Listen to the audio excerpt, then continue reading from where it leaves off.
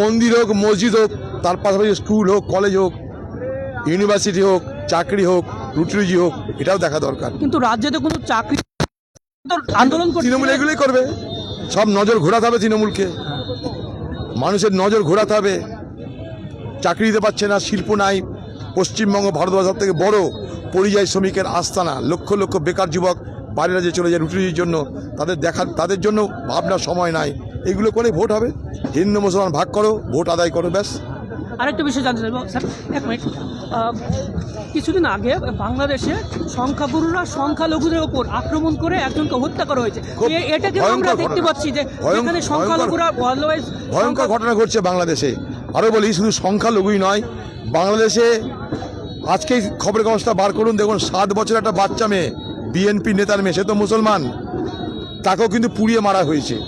তাই যারা চরমপন্থী, যারা কট্টরপন্থী, তাদের কাছে স্বধর্মী আর বিধর্মীর কোনো ফারাক নাই, এটা মাথায় রাখবেন। তাদের আক্রমণে সকলকে শিকার হতে হয়। স্যার, অটো রিক্সা নিয়ে কি বলবেন স্যার?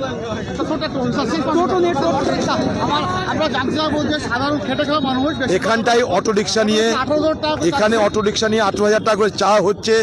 তার বিরুদ্ধে কংগ্রেস প্রতিবাদ করেছে। সারা পশ্চিমবঙ্গ জুড়ে, সারা মুর্শিদা জুড়ে এই অত্যাচার চলছে।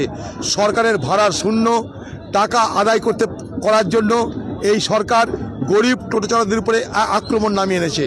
সারা মুর্শিদাবাদ জেলা জুড়ে টোটো চালকদের উপরে এই অত্যাচার চলছে। 18,000 টাকার রেজিস্ট্রেশন ফি, এই সরকারের ভাড়ার শূন্য। তারা সেই ভাড়ার পূর্ণ করার জন্য গরিব মানুষের অত্যাচার নামিয়ে এনেছে এবং সেই অত্যাচারের নেতৃত্ব দিচ্ছে এখানকার প্রশাসন, এখানকার পুলিশ, এখানকার ওসি।